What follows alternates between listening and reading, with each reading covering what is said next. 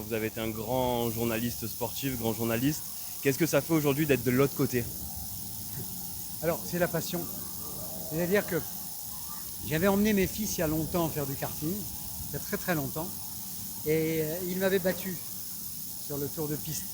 Ça m'avait un peu énervé parce que je suis fou de compétition et c'est sans doute pour ça d'ailleurs qu'une très grande partie de ma vie journalistique, je me suis intéressé à la compétition. J'adore les défis, j'adore quand les gens progressent, j'adore quand on bat des records. Donc ils m'avaient battu, donc je me suis intéressé au karting et j'en ai fait en compétition pendant quelques années. Et là, lorsque Franck Lagorce et Philippe Bianchi m'appellent pour dire il y a une belle journée en souvenir de Jules Bianchi, je ne pouvais pas refuser. Donc j'ai oublié mon passé de journaliste et c'est le pratiquant qui est là, c'est avec le cœur en disant on fait la fête et surtout on n'oublie pas. Voilà, on n'oublie pas Jules Bianchi qui était un mec quand même assez formidable avec un talent fou et d'une gentillesse. Marathon de 42 heures, comment on les gère physiquement? C'est pas trop difficile? Alors la réponse est oui. Oui, oui, c'est très difficile.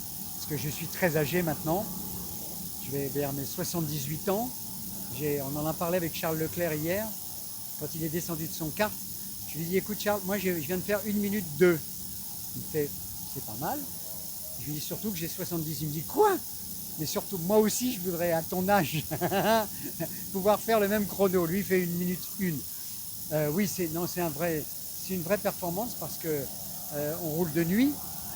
J'ai fait 2 relais la nuit dernière. On voit beaucoup moins quand même, les points de repère.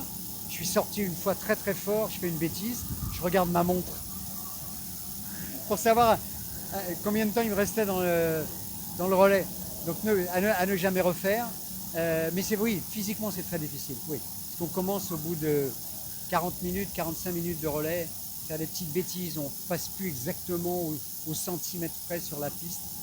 C'est une vraie compétition et il faut une résistance. Ouais.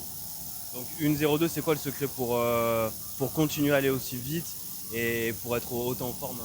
Alors, c'est très simple en fait. Le karting, c'est tout sauf être nerveux, tout sauf vouloir aller vite. Il faut être fluide. Le karting, c'est ça, comme ça, voilà. Ça ressemble à du slalom géant de ski. C'est, je prends mon virage, je mets pas mon kart en travers, je dérape jamais, je dois jamais entendre mes pneus crisser.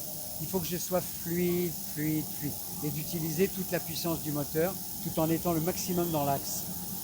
Ce devrait être obligatoire, le karting, quand on passe son permis de conduire, pour apprendre à freiner et pour apprendre ce que c'est qu'un vrai virage. Moi, je l'ai dit depuis très longtemps, le karting, c'est une grande école, c'est la plus grande école de pilotage.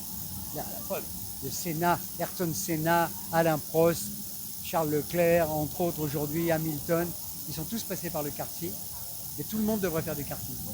Un petit mot pour nos lecteurs qui retrouvent le Méridional, vous l'avez sûrement connu. Ouais, c'est un grand plaisir.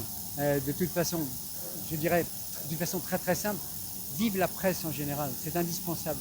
Brasser les idées, avoir des opinions différentes et puis avoir une multiplicité surtout de presse. C'est-à-dire de ne pas avoir une pensée unique. Ça, c'est indispensable. Voilà. Et c'est pour ça que c'est très important de suivre le méridional.